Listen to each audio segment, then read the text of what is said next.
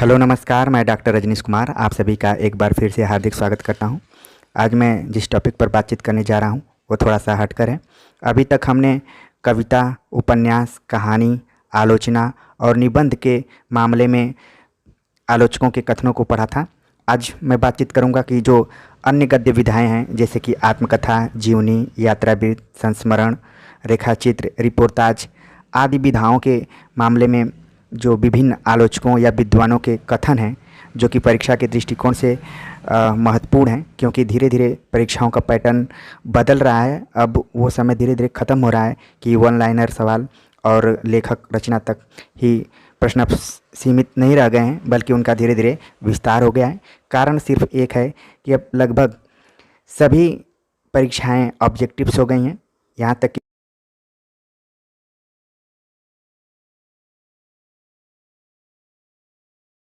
जगह पर भी वस्तुनिष्ठ प्रश्नों पर ही ज़्यादा जोर दिया जा रहा है।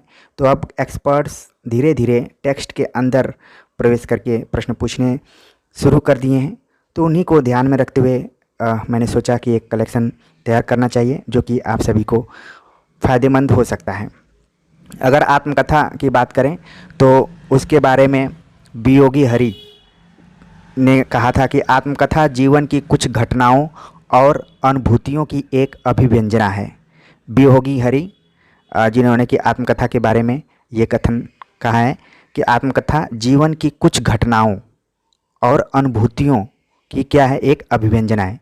जब हम आत्मकथा जैसे विधा पर बात करते हैं तो उसमें सबसे पहला जो पॉइंट्स होता है कि उसमें ईमानदारी होनी चाहिए और तटस्थता होनी चाहिए।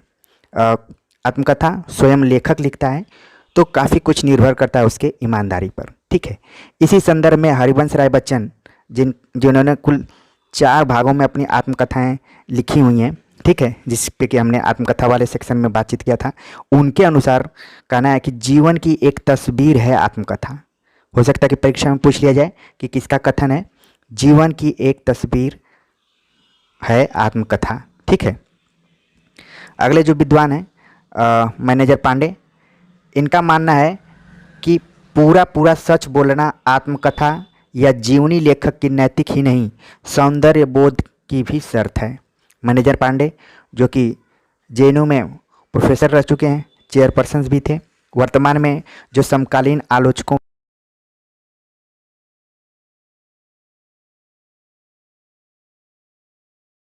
सच बोलना आत्मकथा या जीवनी लेखक की नैतिक ही नहीं बल्कि सौंदर्य बोध की भी शर्त है। तो परीक्षा के दृष्टिकोण से ये सारे कोटेशंस महत्वपूर्ण हैं। अगर जीवनी विधा की बात की जाए तो हिंदी साहित्य कोश के अनुसार किसी व्यक्ति विशेष के जीवन वृत्तांत को जीवनी कहते हैं। जीवनी में कोई लेखक एक दूसरे लेखक के बारे में बातचीत करता है जिसको कि वो बहुत अच्छे से जानता है। ये नहीं है कि कोई भी चाहे किसी पर जीवनी लिख दे, ऐसा नहीं हो सकता जब तक कि उसके साथ वो कई सालों तक न बिताया हो, ठीक है। तो जीवनी लिखना आसान नहीं है, या फिर उसके बारे में काफ़ी अध्ययन किया हो। तो जीवनी क्या है कि दूसरे लेखक के माध्यम से दूसरे लेखक के बारे में जानकारी मिलती है, ठीक है। तो हिंदी साहित्य कोश के अनुसार है कि किसी व्यक्ति विशेष के जीवन वृत्तांत को जीवनी कहते हैं। हो सकता है कई बार इंटरव्यू में आत्मकथा और जीवनी में अंतर भी पूछ लिया जाता है, तो ये फैक्ट्स आपके लिए महत्वपूर्ण साबित हो सकते हैं। इसी में आगे बाबू गुलाब राय के अनुसार जीवनी लेखक अपने अपने चरित्र नायक के अंतर्वाह स्वरूप का चित्रण कलात्मक ढंग से करता है। इस चित्रण में वह अनुपात और शालीनता का पूर्ण ध्यान रखता हुआ सहृदय, स्वतंत्रता और निष्पक्षता के साथ साथ अपने चरित्र नायक के गुण दोष सजीव व्यक्तित्व का एक आकर्षक शैली में उद्घाटन भी करता है। मार्के की बात यह है कि प्रेमचंद के ऊपर ढेर सारी जीवनियाँ लिखी गई हैं जो कि परीक्षा के दृष्टिकोण से महत्वपूर्ण भी हैं।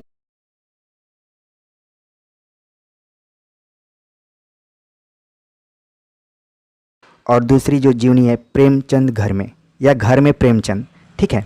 एक तो उनके पुत्र द्वारा लिखी गई है और जो दूसरी रचना मैंने बताया उनकी पत्नी शिवरानी देवी ने खुद लिखा है। तो इन दोनों जब आप कृतियों को पढ़ेंगे, जीवनियों को पढ़ेंगे, तो प्रेमचंद के बारे में आपको थोड़ा सा कहानी उपन्यास से हटकर अन्य बातों का भी पता चलेगा।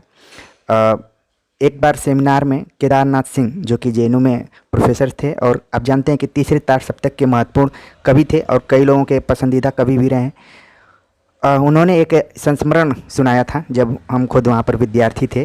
तो उनका कहना था कि प्रेमचंद को घी बहुत पसंद था दाल में डालकर। आप जानते हैं कि पूर्वांचल इलाके में रहने वाले थे प्रेमचंद, और दाल में घी जो कि दाल की सौंदर्य को बढ़ा देती है। एक बार शायद श्री रानी देवी उनको दाल में घी डालकर नहीं दे पाई थी, तो काफ़ी वो गुस्से हो गए थे। तो जब आप किसी भी रचनाकार की रचना को पढ़ेंगे, कहानी को पढ़ेंगे, उपन्यास को पढ़ेंगे, तो लगता है कि सब कुछ बहुत ही आदर्शात्मक टाइप का है, लेकिन व्यक्ति तो व्यक्ति होता है, सब में पॉजिटिव निगेटिव होते हैं। तो ये सब जीवनी में क्या है, मैंने बताया ना कि गुण और दोष, यहाँ पर जो बाबू गुलाब राय यहाँ पर संकेत कर रहे हैं कि गुण और दोष दोनों का सजीव व्यक्तित्व को उद्घाटित करना पड़ता है। ये नहीं कि खाली अच्छी अच्छी बात उसमें बताई जाए, ठीक है। तो ये बाबू गुलाब राय के जो कोटेशन है इसको भी ध्यान में रखिए कि जीवनी लेखक अपने अपने चरित्र नायक के अंदर और बाहर स्वरूप का चित्रण कलात्मक ढंग से करता है, ठीक है। अगला जो कोटेशन है यात्रा वृत्त से संबंधित है। यात्रा वृत्त का नाम जैसे ही आता है तो तुरंत आपके दिमाग में रालसा कृत्यायन का नाम आ जाता है। उनको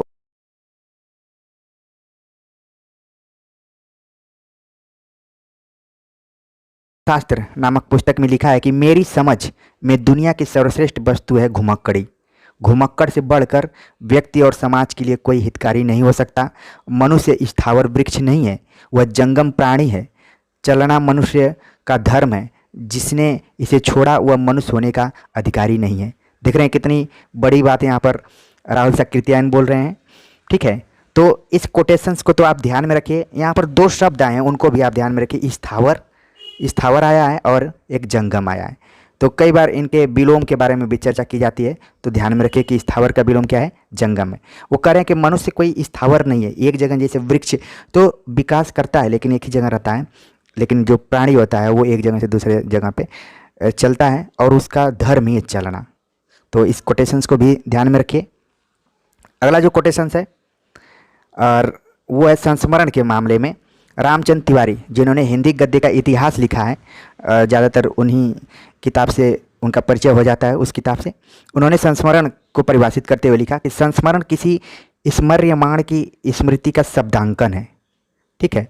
स्मर्यमाण के जीवन के वे पहलू, वे संदर्भ, वे चारित्रिक वैशिष्ट जो स्मरणकर्ता को स्मृत रह जाते हैं। थोड़ी सी इसकी जो लैंग्वेज है, जो भाषा शैली है, कठिन है, लेकिन आपको थोड़ा सा ध्यान में रखना पड़ेगा। कुल मिला जुलाकर स्मृति पर जोर दिया जा रहा है कि जो भी लेखक होता है अगर किसी के बारे में या किसी घटना के बारे में या चरित्र के बारे में लिख रहा है तो वो उसके स्मृति पर डिपेंड करता है कि वो कैसे अपने जो भी घटना या चरित्र को प्रस्तुत कर रहा है पाठक के सामने।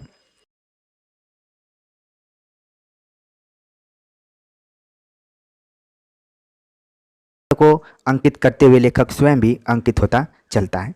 तो ये रामचंद्र तिवारी का कोटेशन था, तो इसको ध्यान में रखिए संस्मरण के मामले में। अगला जो कोटेशन है बनारसी दास चतुर्वेदी के शब्दों में संस्मरण, रेखाचित्र और आत्मचरित्र। आत्मचरित्र मतलब आत्मकथा। इन तीनों का एक दूसरे से इतना घनिष्ठ संबंध है कि एक की सीमा दूसरे से कहाँ मिलती है और कहाँ अलग हो जाती है, इसका निर्णय करना काफ़ी कठिन है। बनारसी दास चतुर्वेदी का मानना है कि संस्मरण हो गया, चाहे रेखा चित्र हो गया, चाहे आत्मकथा हो गया, इनमें अंतर करना बड़ा मुश्किल है। कई बार आप जब इंटरव्यू देने जाएंगे, खासतौर से असिस्टेंट प्रोफेसर का या फिर प्रवक्ता के जो भी पीजीटी की के इंटरव्यूज होते हैं, तो उसमें इस तरीके के सवाल पूछे जाते हैं। काफ़ी जो बोर्ड के मेंबर्स होते हैं काफ़ी चढ़कर सवाल पूछते हैं आक्रामक तरीके से कि क्या आप संस्मरण, रेखाचित्र, आत्मकथा, जीवनी इसमें अंतर बता सकते हैं। तो कई बार वो जो पढ़े रहते हैं उस आंसर को सुनना चाहते हैं, और कई बार अगर कोई अंतर बताना चाहता है खुलकर तो साफ साफ अंतर बताना बड़ा मुश्किल है इन विधाओं में। ठीक, बनारसी दास चतुर्वेदी उसी चीज़ को यहाँ पर लिख भी रहे हैं कि बड़ा कठिन है। ठीक है, अगला जो कोटेशन है अमरनाथ का। अमरनाथ के शब्दों में कहानी और निबंध के मामले में के बीच झूलती रेखाचित्र, रेखाचित्र को परिभाषित करते हुए अमरनाथ लिख रहे हैं। हिंदी की पारिभाषिक शब्दावली करके एक उनकी पुस्तक है आप पढ़े भी होंगे, नहीं हो तो उस किताब को जरूर खरीद लीजिए, काफ़ी परीक्षा के दृष्टिकोण से इम्पॉर्टेंट है। उनका कहना है कि कहानी और निबंध के बीच झूलती रेखा चित्र सर्वथा एक नई विधा है। इसकी सफलता शब्दों और वाक्यों के कुशल संगुफन पर निर्भर करती है। इस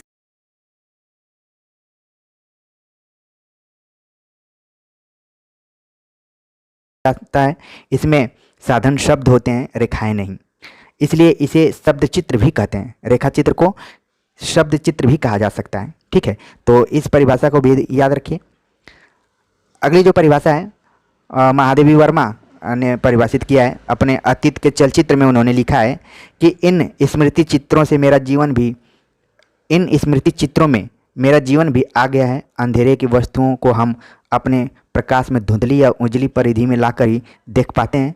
मेरा निकटाजनित आत्मविज्ञापन उस राख से अधिक महत्व नहीं रखता जो आग को बहुत बहुत समय तक सजीव रखने के लिए अंगारों को घेरे रखती है। तो आप आग, अंगारे, इन जो दृश्य यहाँ पर आ रहे हैं इनको भी अपने दिमाग में रखिए कि कई बार क्या होता है कि जो राख होती है वही आग को सजीव रखती है। ठीक है, तो उसी के तरफ संकेत कर रहे हैं। जो इसके पार नहीं देख सकता वह इन चित्रों के हृदय तक नहीं पहुंच सकता। तो ये महादेवी वर्मा का था। ये भी एक तरीके से रेखा चित्र के तरफ ही संकेत कर रहे हैं या फिर जो भी संस्मरण है उसकी तरफ संकेत कर रहे हैं। तो इस कथन को भी आप ध्यान में रखिए। ठीक है, तो ये कलेक्शन आपको कैसा लगा? अन्य गद्य विधाओं पर आधारित जितने भी विद्वानों के कथन थे, जितने लोगों के नाम आए, कम से कम अगर उनकी रचनाएं इस विधा से संबंधित है तो ज़रूर अपने दिमाग में रखिए। मिलते हैं नए टॉपिक के साथ, तब तक के लिए नमस्कार।